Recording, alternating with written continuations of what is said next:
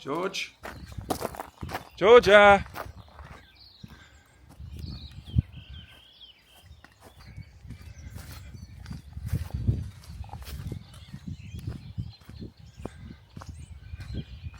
Georgia, there you are. What have you been doing? Hi, welcome back. Has it been 6 months? It's probably been about 6 months since I've seen you guys. So much has been happening, some huge life updates, including a really big one, and that is that I quit because you guys know I had a part-time job and I was doing 3 days a week at my job and the rest of the time here doing the markets. It was just crazy. We have over 50 beds in the garden now and expanding, so I had to quit. It was too much. So I quit my part-time job and I've been full-time in the market gardening for 3 months. Woohoo! There's so much to catch you guys up on. I've had a really long break. It's just been kind of chaotic, but now that I'm doing this full-time, I can hopefully I'm gonna get myself back into doing these videos because I love making these videos. I was thinking, since it's been so long since we've been up here, we could get back into it with a little tour and I can show you guys what has been keeping me so busy over the past several months. Roll the intro, let's go.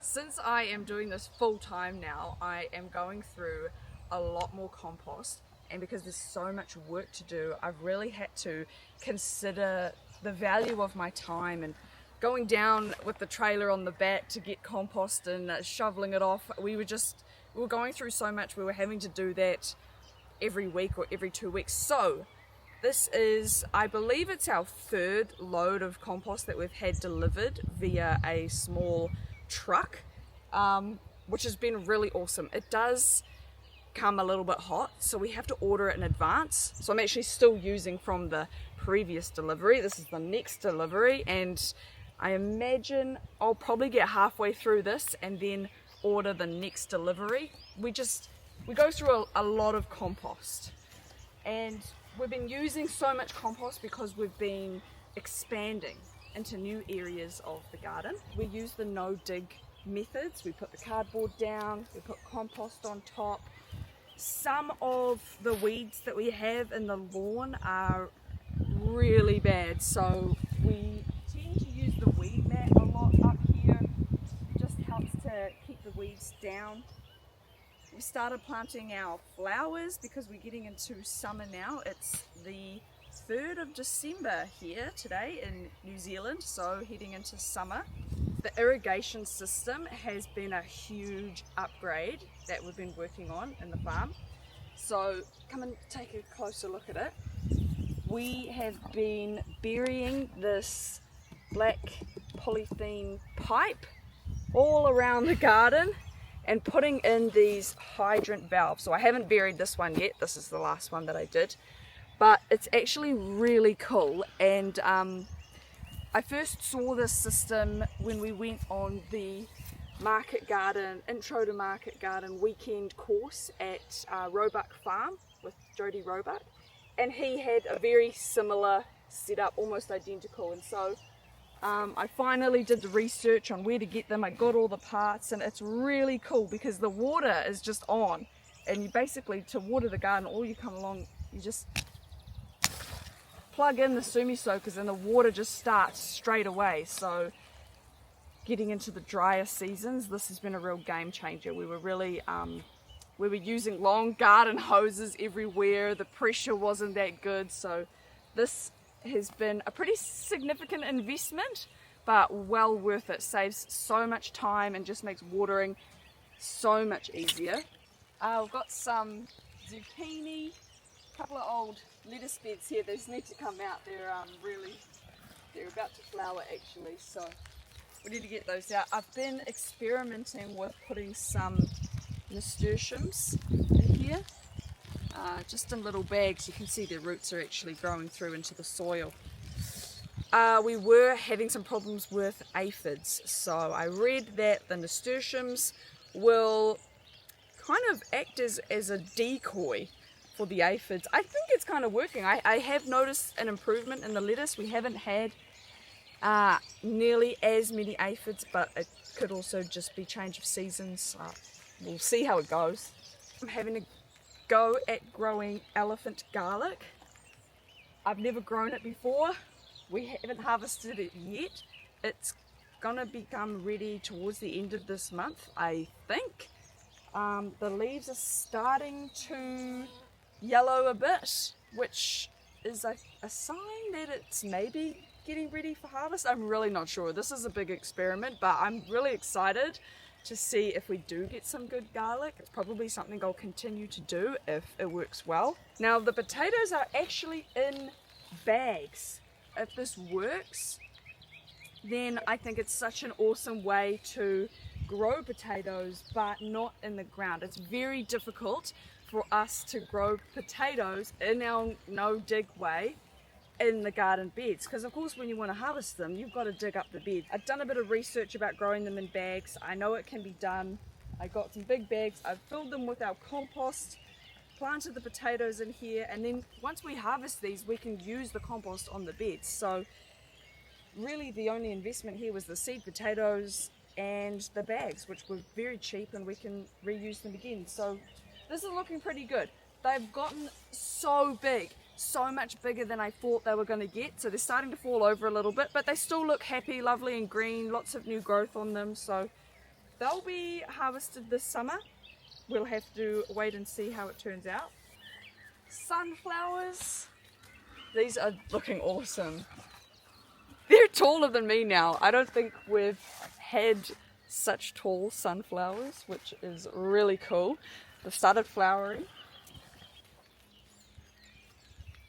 So good. Ah, yes. This is new. This is the first time we've done this. We've put stakes in here, and we have put this large square netting over here. Previously we've had problems with winds coming up here, really strong winds, and just absolutely flattening these sunflowers. This has worked really, really well. The sunflowers look awesome. They're super straight. They're all standing up. So this has been really, really good. And we've got a couple of beds of smaller sunflowers that need this to go on. We may have even missed the boat with these ones. These ones have just grown so quickly. Komatsuna and Mizuna are new crops that we're growing. We're putting them in our salad mix. So we've been doing a mix of lettuce, these two crops, and a bit of pea shoots as well. And it's going really well, but actually I've just harvested it, so it's not looking fantastic, but I'll show you what they look like.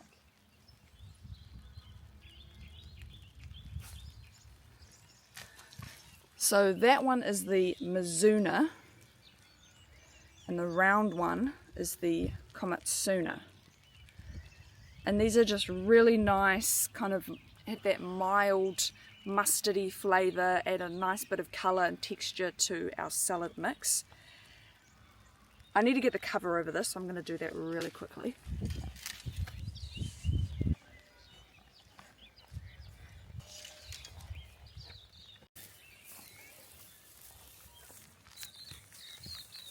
This area, I've talked about it in my previous videos. I've had trouble growing things here.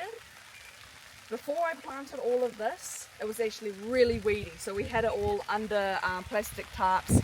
When it was time to plant, we pulled the tarps off, and I put a huge amount of compost on here, and it actually has made such a difference. I've got I grew turnips in this one, which we've started harvesting, really nice Tokyo turnips. I had a great time selling these at the market on the weekend. I did little free samples. I cut some up, and people's faces when they tried them, I think people have this like negative feeling towards turnips, and these are just totally not what they expect. They try it and they go, oh, that's really nice, and then they buy them, and I almost sold out. I didn't sell the last bunch. It's quite hard to sell the last bunch of something.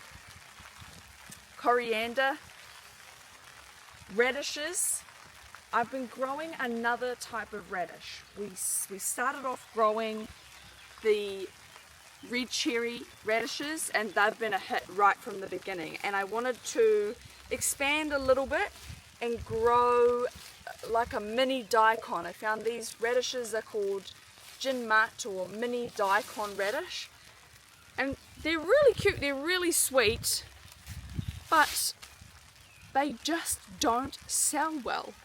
I've taken these to the market, I've taken 15 bunches and sold one or none. So I'm not sure what I'm going to do with all of these, but I won't be planting them again, because even though I like them, and I'm sure there's people out there that do really like them, it's just such a niche product, and the other radishes sell so well. So I'm kind of evaluating my crops and really thinking hard about whether they sell well. I have to sell everything that I'm growing to make this a successful market garden. So won't be growing these again, unfortunately. What about a mixed crop? What do you mean a mixed crop? Red ones and white ones together. Ah, the red ones are just so good. Napa cabbages, Chinese cabbages, wong box, whatever you want to call them. When I first grew these, they sold really well. They flew off. I had fights breaking out in my stall over that's my cabbage, that's my cabbage. And I grew them again, and they haven't been doing so good. I don't know what it is. I guess things become trendy and popular, and they sell really well, and then the trend passes. I've already planted more, so I don't know. That's one I'm still deciding. They went really well. The next crop came up a month later. I've sold like 2 or 1 at a market. Hopefully they pick up again. Sometimes I know it just requires a little bit of educating your customer base, trying different things, different ways of presenting them, but I'm not super sold on the cabbages just yet.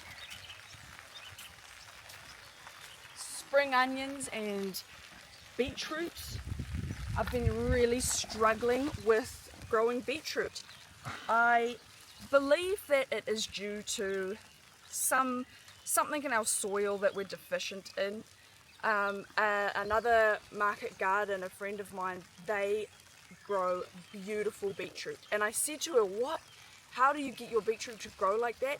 And they had a soil test done, and their soil was deficient in boron. So that's something I've been considering bringing in when we do our soil amendments. I haven't done a soil test myself yet. However, this other market garden is about 10 minutes away from me, up towards the hills. Typically soil deficiencies are really regional, so it's probably the same thing. This new variety that I'm growing, Cylindra, it's definitely better, and probably just over time as I'm adding more and more compost, I'm adding a little bit of fish fertilizer, which is blood and bone from fish. It seems to help. So just really working on the soil. It just shows you how much the soil plays a role in your ability to grow good veggies.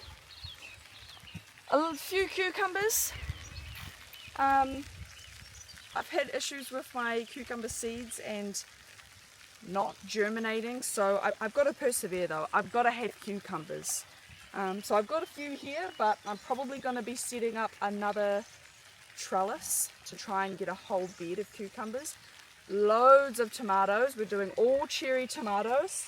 The lettuce is looking awesome. I really feel like I've got a good hang of growing the lettuce now. I've been consistently having a supply of lettuce every week. We get definitely 2. And we get 2 really good cuts off it. The third cut is not quite so good, but definitely a really good 2 cuts off the lettuce. I've got 3 varieties in here, all Selenova lettuces. We're introducing 2 new lettuces this season as well. We're going to do a oak leaf and a cos lettuce. I've had quite a few requests for cos lettuce, so we're going to give that a go. I've got some seedlings I've just planted out a couple of weeks ago over the other side, so we'll loop back around. Rockets, that's my next succession of rocket. I've gone for the whole bed. It's been super popular. Hopefully cutting that for the market this week. It's starting to rain a little bit here, so I'm gonna go and grab my coat and just see if this passes over.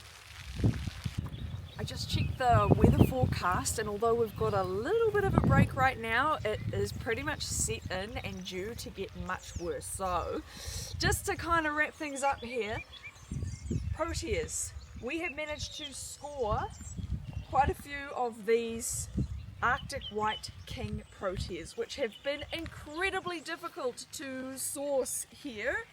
But we've planted them out. We're going to try, I've taken a cutting off one, seems to have taken, so I'm going to try and get another couple in here. This is going to be such a good addition to the flower side of the farm. We've got the sunflowers, which are really great, but before the sunflowers come on, there's this little gap, really early spring, late winter, where people want flowers, and these come out at just the right time. It's so nice to have these beautiful white proteas right at the end of winter. This is going to be good. I've got another 15 more proteas, just mixed kind of varieties, that I'm going to start planting just to kind of expand this area here. And another cut flower that we have been sourcing, or another couple of cut flowers we've been sourcing, is leucospermums, leucadendrons, and we've also got some hydrangeas. So come on, I'll show you where we've been putting those. We started off with just a few of these leucospermums and then quickly realized that this was really a flower that we wanted to grow. So we did a wholesale order, and overnight we had about 20 of these show up on a pallet, which was really cool. We've been working on mass planting this bank here, and I think it's going to look really good. Obviously these plants are quite small at the moment, but when they start to grow up a little bit, this is going to look so good. We bought some hydrangeas a while ago, and we were thinking about keeping them in the bags, but we just haven't been able to set up a good irrigation system for them. They were becoming a lot of work. We decided to plant them. It's looking pretty awesome. They are these beautiful blush pink colors. We've got some deeper pinks. The colors will change because we've got them planted in the ground, but I still think that it's going to look pretty spectacular. It's going to be a nice addition to the cut flower side of the farm. Alrighty guys, that is going to be all for this video today. Thank you guys so much for watching. If you haven't already, please subscribe to the channel, and I will see you in the next one. Bye.